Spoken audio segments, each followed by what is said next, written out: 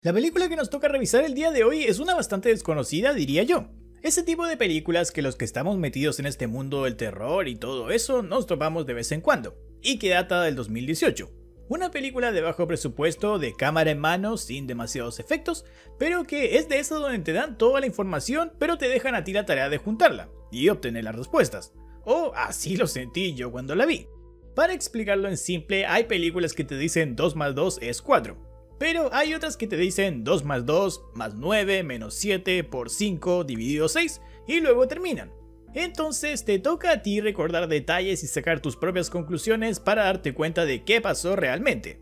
La mala noticia hoy es que esta película solo la encontré en inglés, así que normalmente te animaría a verla antes de este video, pero debes saber inglés para entenderla porque ni subtitulada la pude encontrar.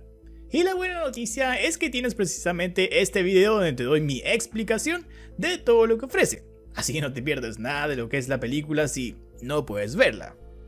Esto es el resumen y explicación de The Lost Footage of Leah Sullivan, y aunque no tiene un título oficial en español, la traducción sería El metraje perdido de Leah Sullivan.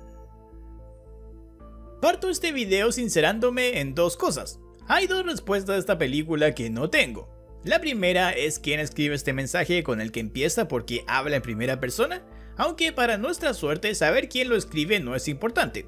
Y la segunda la sabrás al final del video en la parte de la explicación. Por ahora, el mensaje en pantalla habla que alguien encontró la cámara de Leah Sullivan y dentro de ella había una memoria con metraje sin editar, que es lo que vamos a ver ahora. Además de una frase donde dice creo que podría estar muerta.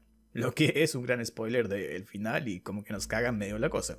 Luego Leah Sullivan hace una presentación donde explica que es estudiante de periodismo y está haciendo un reportaje para su clase sobre la masacre en Mulcahy, una ocurrida muchos años atrás en la casa que precisamente está a sus espaldas y que lleva años abandonada. ¿O no es tan así? Pues en realidad no spoiler porque si te fijas bien, aunque Leah no lo note, hay un momento donde alguien se mueve dentro de la casa mientras ella está hablando. ¿O no te diste cuenta? Vamos a repetirlo y a meterle zoom. Ya hablaremos más a fondo de la masacre de Mulcahy, pero mientras tanto la historia sigue con Leah casi atropellando a una vecina que paseaba a su perrito por ir distraída hablándole a la cámara, y con ello conociendo a Patrick, un policía que queda medio flechado por Leah y la acaba invitando a tomar un café. Digamos que Leah solía vivir en este pueblo y por eso conocía sobre este caso. De ahí que su primera entrevistada para este documental es una tía suya que supo de los Mulcahy. No los conoció personalmente, pero los vio y oyó hablar de ellos. Estos eran una familia compuesta por 4, Joseph el padre, Rebecca la madre, 2 niños que eran Jessica la mayor y Edward el menor, quienes se mudaron a este pueblo desde Boston. La tía de Leah da detalles importantísimos para entender esta película. Joseph el padre era un hombre algo retraído y se pasaba todo el día trabajando dentro de su propia casa, lo que hizo que la gente comenzara a rumorear que trabajaba para el gobierno o algo así ultra super secreto. Mientras que Edward, el hijo menor que tenía 12 años al momento de la masacre, la tía de Leah cuenta que era conocido por ser todo un problemático. Después de grabar con su tía, le toca el turno a Patrick, el policía, quien flechado por Leah es fácil de convencer para aparecer en todo este documental. Patrick aparece con un expediente del caso y antes de enseñarlo explica el caso como tal. Años atrás, la familia Mulcahy fue encontrada muerta en su casa, pero había algunas cosas llamativas en este caso que llevaban años sin resolverse. Los miembros de la familia fueron atacados o amordazados en distintos puntos de la casa y se los descuartizó con un hacha, según la investigación policial. Sobre cómo fueron encontrados, Patrick cuenta que un hombre que iba a reparar el techo de la casa llegó un día para iniciar ese trabajo y se encontró con los cuerpos. El siguiente en la lista de entrevistados es precisamente aquel hombre que iba a trabajar en el techo de los Mulcahy. Este cuenta que conoció a Joseph Mulcahy por un amigo que tenían en común. Este hombre estuvo en la cárcel años atrás donde conoció a un tal O'Brien. Este O'Brien era de Boston también y ahí conoció a Joseph Mulcahy, recordando que como dije antes los Mulcahy se mudaron a este pueblo desde Boston. Leah le pregunta a este hombre cuál era el nexo de O'Brien y Joseph y este tipo dice que al parecer estaban conectados porque ambos trabajaron para Whitey. Y déjame hacer un paréntesis para decir que este tipo dice Whitey tan casual como si todo el mundo conociera ese nombre. Y yo de hecho tuve que googlearlo. Pero al hacerlo me enteré de que Whitey Bulger era un informante del FBI, pero que en secreto también era un jefe local de la mafia irlandesa en Boston. Y digamos que este dato es un dato real, este hombre sí existió. aunque Whitey era su apodo porque su nombre real era James Bugler. El reparador de techos insinúa con ello que Joseph Mulcahy y O'Brien trabajaron para la mafia, aunque duda que la masacre de los Mulcahy haya sido ajuste de cuentas de la mafia, porque ni ellos mataban familias completas así. Pero este hombre dice que Joseph era alguien extraño, nunca salía de su casa y vivía medio paranoico, así que pudo ser que haya enojado a la mafia y tuviese miedo de ellos. Finalmente, este hombre dice que algo llamó su atención cuando encontró los cuerpos. Se escuchó un golpe, luego algo arrastrándose, él de hecho arrastra su cerveza para más o menos demostrar la cosa, y luego otro golpe, algo así. Voy a ponerme en modo ASMR. Casi rompo mi teclado, la puta madre, pero vamos de nuevo.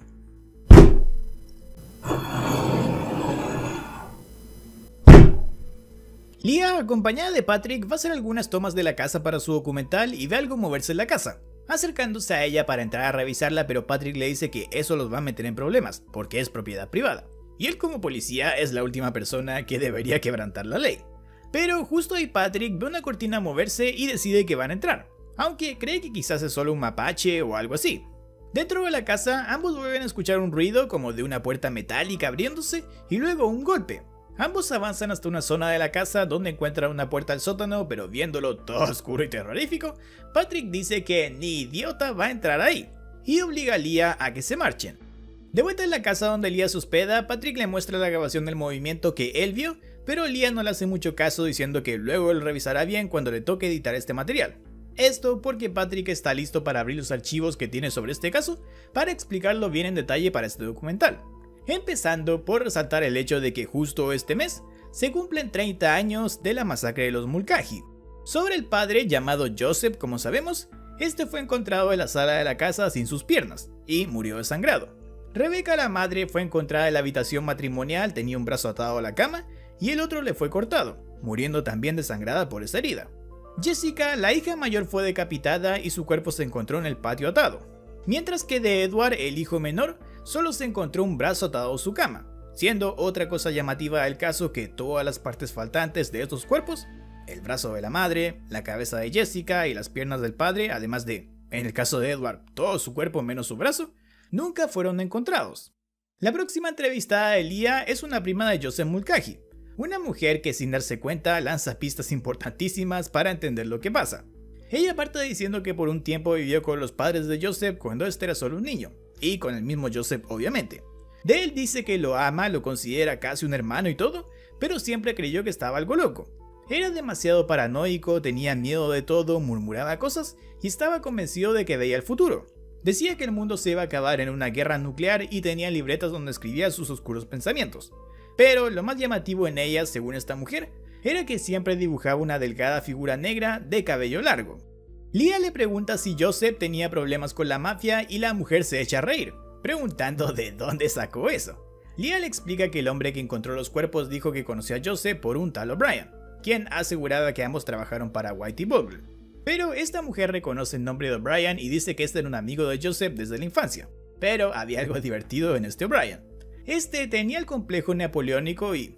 otro paréntesis aquí, porque si no lo sabes, el complejo napoleónico se llama así por Napoleón Bonaparte, este general militar francés quien, según se sabe, era muy bajito. Y por ende, para ganarse el respeto del resto, el cual su altura no le dejaba tener, comenzó a ganar mucho poder en su carrera militar al punto en que se hizo famoso como es incluso hasta la actualidad. Bueno, el asunto aquí es que el complejo napoleónico entonces se le llama cuando alguien se avergüenza de alguna característica propia y trata de ganar respeto de otra forma para solventar esta característica. En el caso de tal O'Brien, según esta mujer, este quería dar la imagen de que era todo un gángster peligroso, pero lo cierto es que le vendió hierba a unos chicos de su barrio y por eso terminó en la cárcel. Y no trabajaba para la mafia, ni mucho menos. Eso solo lo inventó para parecer duro y peligroso. El siguiente entrevistado es un amigo de Patrick que decide inventarse historias sobre la masacre de los Mulcahy y su casa para asustar a niños en un campamento que organizaba, con cosas que contaba un tío suyo que tenía. Leah le pide contarle una de las historias y este cuenta la primera sobre un hombre cuyo perro escapó de las cercanías de la casa Mulcahy y este hombre lo fue a buscar. En eso vio una luz cegadora que decidió seguir y esta luz lo guió hasta una extraña criatura hecha de todas las partes perdidas de los cuerpos de los Mulcahy. las piernas del padre, el torso y brazo de Edward, el otro brazo de Rebecca y 2 cabezas, la de Edward y Jessica. Este hombre al ver esta criatura colapsó y la criatura desapareció, volviendo el hombre a su casa donde se encerró por el miedo durante 3 días, hasta que escuchó un sonido en su puerta que cuando salió a ver, se dio cuenta de que era su perro que había regresado pero que tenía mordidas por todo el cuerpo de bocas de niño y niña. En otras palabras, lo atacó la criatura con la cabeza de Jessica y de Edward. La segunda historia es sobre 3 amigos que jugaban cerca de esta casa hasta que retan al más pequeño de los 3 a pasar unos minutos dentro de la casa de los Mulcahy. Este chico, que se llamaba Jimmy, entró buscando mostrarse valiente y ganarse el respeto de sus amigos, pero pasó media hora y no salió. Sus amigos entraron a buscarlo y cuando lo encontraron, este estaba llorando en un charco de su propia sangre, con un brazo menos. Ellos trataron de ayudarlo, pero ahí escucharon un ruido y en ese momento, con su pie, este tipo imita el ruido que el reparador de techos había descrito antes. Golpe, algo arrastrándose y luego otro golpe. Leah queda como "what the fuck" y le pregunta qué pasó después, pero este tipo dice que generalmente ahí termina su historia.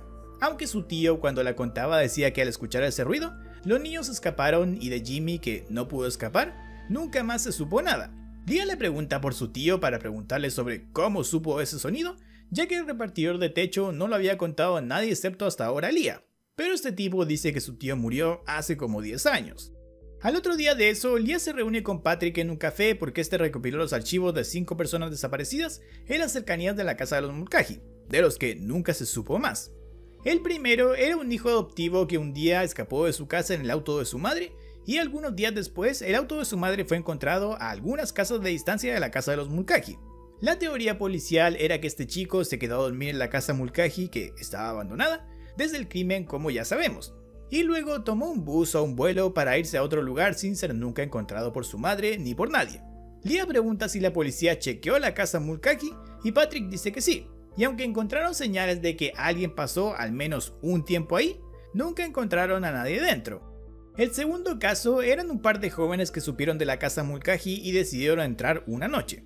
Se cree que se enfiestaron, bebieron y todo eso y nunca más se supo de ellos.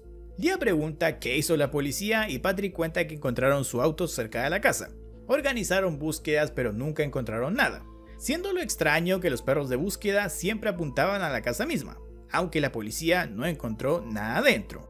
Y el tercer caso pasó años después, y era de una de las hermanas menores de uno de los chicos del caso anterior. Esta fue a la casa Mulcahy a investigar la desaparición de su hermano, pero pasaron unos días y la empresa que le rentó el auto que usaba para moverse por la zona, la denunció por no devolver el auto ni pagar el arriendo. La policía investigó esto y vieron que la chica dejó todas sus pertenencias en el hotel donde se estaba hospedando. Y 2 días después la encontraron muerta en el auto que arrendó, sentada en el asiento del chofer. La investigación vio que ella avanzó en el auto más o menos 1 milla desde la casa Mulcahy y el auto se salió del camino. La teoría de la policía dice que murió yendo por ayuda porque tenía signos de haber sido retenida, lesiones en sus muñecas causadas por cuerdas que la estaban atando, y su causa de muerte fue haberse desangrado una herida en el cuello, causada con un hacha de mano. El mismo objeto con el que la investigación aseguraba que fueron descuartizados los Mulcahys. Leah pregunta por qué nadie sabe de estos casos sin resolver y Patrick dice que estaban escondidos. De hecho, fueron encontrados en un entretecho cuando desalojaron la comisaría para cambiarla a otro edificio. Ante esa información, Leah se decide investigar a fondo la casa Mulcahy porque si logra resolver un caso que llevaba 30 años abierto sin respuestas, ¿quién o qué mató a los Mulcahy? Sería un golpe periodístico enorme para ella que estaba recién empezando su carrera. Aunque Patrick se niega, Leah está tan decidida a ir con o sin él que el policía decide acompañarla, porque al menos así podrá cuidarla. De ahí que lleva su arma de servicio y supuestamente una linterna, pero al principio la deja en su auto olvidada. Patrick entra primero a la casa Mulcahy para asegurarse de que todo está despejado, pero la puerta se cierra de golpe. Y preocupada, Leah entra antes de que el policía le dé la señal de hacerlo, dándose cuenta de que al parecer solo fue el viento. Dentro, Leah recorre la casa viendo manchas de sangre que debieron ser de Joseph Mulcahy, sube a la habitación matrimonial donde revisa el armario de Rebecca y se da cuenta de que faltan algunos vestidos, como si quizás los hayan robado. El siguiente lugar es el sótano y Leah propone revisarlo, pero Patrick prefiere volver otro día más temprano con más luz natural. Leah dice que dentro del sótano la luz natural no hace gran diferencia, y además no quiere volver más a esta casa, así que lo revisan ahora y luego se olvidan de todo esto. Como te dije recién, el bobo de Patrick olvidó su linterna, así que sale a buscar al auto y Leah deja la cámara en un mueble de la cocina y revisa esta sin ver que, detrás de ella, aparece una figura de largo cabello con un hacha en la mano. Patrick vuelve con la figura que había desaparecido y Leah le cuenta algunas cosas que encontró. La llave de agua de la cocina estaba goteando, pero era extraño porque, si nadie vivía aquí, debió haber estado goteando por varios años. Pero no había ningún rastro de minerales que deje muestra de agua goteando y corriendo por tanto tiempo, lo que significa que la llave se abrió y cerró mal recientemente. Otra pista similar son latas de comida que, según Leah ve, fueron comidas hace poco por alguien. Con la linterna en mano, Patrick y Leah bajan al sótano donde Leah encuentra una jaula con una rata, que es otra muestra de que alguien vivía aquí, porque la rata sola no podía durar demasiado tiempo enjaulada. Luego de eso, la cámara se queda en negro porque la boda de Leah deja olvidada la cámara en el sótano y con Patrick se van a una de las habitaciones. Así que solo escuchamos sus voces diciendo que encontraron escritos con crayones que dicen: vi blanco, estoy vivo. Literal, un par de minutos después, donde toda la cámara estuvo todo el rato en negro, Leah se da cuenta de que dejó la cámara en el sótano y vuelve por ella tomándola, sin ver que un rostro aparece justo detrás de ella. Cuando regresa a la habitación del hijo, Leah graba los escritos con crayón que también dicen: ellos gritan fuerte cuando son cortados. Pero más decidor es que justo al lado hay una lista de nombres que dicen papá, mamá, Jesse, Jordan, Michelle con falta de ortografía, Harry, Harvey, también con falta de ortografía, Greg y Sarah. Leah se da cuenta de que son los nombres de los desaparecidos relacionados a esta casa, pero ve otros nombres más abajo y se espanta porque dicen Patrick y Leah, que también está mal escrito. Patrick comienza a gritar para que la persona que los está jodiendo con este juego enfermizo salga de una vez, pero es atacado por la misma figura que venimos viendo y Leah corre porque Patrick le pide que escape. Pero sin poder escapar de ahí y dejarlo solo, Leah vuelve a la habitación y solo encuentra la pistola de Patrick, siendo atacada luego ella por esta figura cuando trata de llamar por ayuda pero no tiene señal. Espantada, Leah sale del auto pero es atacada por esta figura que la deja tendida, y por el ruido medio ahogándose. Leah comienza a ser arrastrada, notándose esto por cómo se ve más y más lejana la linterna con su luz, que quedó tirada, hasta que escuchamos el mismo sonido de esa puerta o reja metálica abrirse, luego el ruido que describió el repartidor del techo, el golpe, algo arrastrándose y luego otro golpe, y la voz de Leah diciendo ¡oh Dios mío! ¿A dónde me llevas? Y con eso literal termina la película. Antes de dar mi explicación, me gustaría que quien quiera pausa el video en este momento y escriba en comentarios quién cree que es el asesino. Creo que la respuesta a esto es bastante obvia, pero también me explique por qué mataba, dónde vivía y cuál era su forma de operar. Te daré algunos segundos para pausar el video, escribirlo y luego volver aquí. Va a escribir tu respuesta, pendejo. Si ya dejaste tus respuestas, saltamos a mi explicación, partiendo por lo obvio. ¿Quién era el asesino? El asesino era Edward, el hijo menor de los Mulcahy. Las pruebas de esto son varias. En la lista que Leah encuentra escrita con crayón están los nombres de todos los desaparecidos relacionados con este caso, y eso obviamente incluye a la familia Mulcahy, menos a Edward. Y de hecho, la lista se refiere a Joseph y Rebecca como papá y mamá. Según los archivos policiales que Patrick muestra, de Edward solo se encontró un brazo amarrado a su cama. Y si te fijas bien, la figura que aparece detrás de Leah y que la ataca a ella y a Patrick al final, tiene solo un brazo, aquel con el que sostiene el hacha. Entonces, ¿cómo Edward sigue vivo hasta la actualidad y por qué mató a su familia? Respondiendo a esto último primero, las más grandes pistas de esto la dan la tía de Leah y la prima de Joseph en sus entrevistas. La tía de Leah dice que según se decía, Edward era un chico súper problemático y rebelde, mientras que la prima de Joseph cuenta que Joseph estaba loco, era paranoico y tenía miedo de todo. Si sumamos 2 más 2 con estas pistas, podemos entender que Joseph sufría de algún problema mental, y los problemas mentales son algo que perfectamente se pueden heredar. Y si juntas problemas mentales con un chico problemático y rebelde, no es de sorprender que éste haya enloquecido en algún momento y haya matado a toda su familia. Esto, además que Edward sea el asesino culpable, responde cosas como por qué los nombres tenían falta de ortografías. Edward tenía 12 cuando mató a todos y luego desapareció, por lo que nunca recibió más educación que hasta esos años. Con esta información que acabo de darte, se puede deducir que Edward se cortó un brazo para fingir ser una víctima más de la masacre de los Mulcahy, cuando en realidad él era el victimario. Haciendo creer a todos que murió, se escondió en la casa y ahora aparece la gran pregunta que hice recién. ¿Cómo sigue vivo hasta la actualidad y por qué nunca nadie lo encontró? Volviendo a la entrevista de la tía de Leah y a la prima de Joseph, La tía de Lia dijo que todos creían que Joseph trabajaba en el gobierno o algo así súper secreto, porque vivía encerrado en su casa trabajando dentro de ella. Mientras que su prima dijo que era un paranoico que aseguraba que moriríamos todos en una guerra nuclear.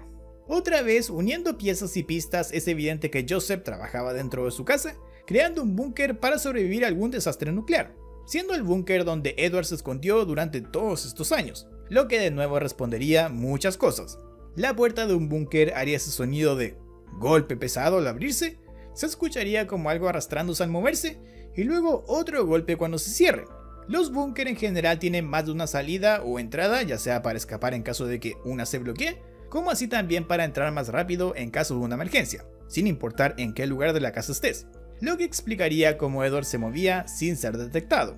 Vimos que Lia encontró latas de comida que habían sido abiertas y comidas recientemente. Los búnkers suelen tener mucha comida enlatada de aquella capaz de durar por mucho tiempo en caso de que algún desastre se dé, lo que explica cómo sobrevivía Edward.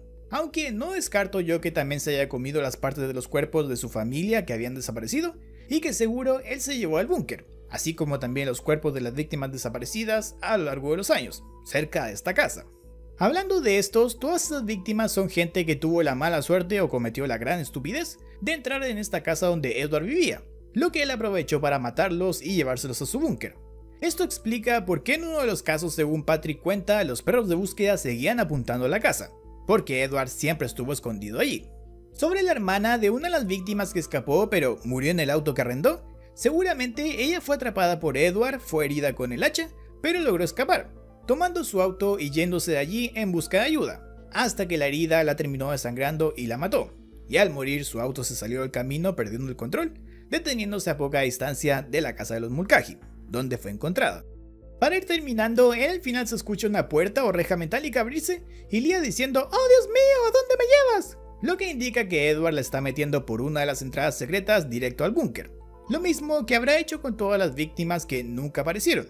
Y ya sabiendo que Edward es el asesino, cómo y por qué actuó, llega la segunda pregunta que no sabría responder con total seguridad. La primera era quién carajos encontró la cámara de Lia y la segunda es, ¿realmente Joseph Mulcahy veía el futuro? Pregunto esto porque la libreta de Joseph que su prima conservaba se ve una figura delgada de cabello largo que, si te fijas bien, es idéntica a Edward en la actualidad de la película. ¿Sabía entonces Joseph que alguien que lucía como terminó luciendo su hijo lo iba a matar? ¿O Edward vio alguno de esos dibujos de su padre y se inspiró en ellos para vestirse así? Lo dejo esto último abierto a interpretación de cada uno porque de hecho la prima de Joseph dice que ella tiene una de varias libretas que Joseph tenía con esos dibujos, porque estaba tan loco que escribió varias libretas con sus pensamientos oscuros y esas figuras que iba dibujando siempre, lo que podría dar paso a que su prima conserve solo una, pero que Joseph haya tenido en su casa otras que su hijo vio. ¡Ja! Y antes de que lo preguntes o lo comentes más abajo, no se me está olvidando. Edward lleva un vestido y precisamente vestidos son los que faltaban en el armario de Rebecca, según Lia dice cuando lo revisa. Así que ya sabes por qué anda así matando a gente en esas pintas. Con todo eso terminamos un nuevo video aquí en el canal. Muchas gracias por haberlo visto, si te gustó lo sabes bien, deja tu like, suscríbete y activa las notificaciones. Sigue mis redes sociales que están en pantalla donde está toda la actualidad, noticias, datos y más de películas y series de terror. Y en comentarios aprovecha de pedirme nuevos videos que quieras ver aquí en el canal. Un abrazo y te veo en la próxima.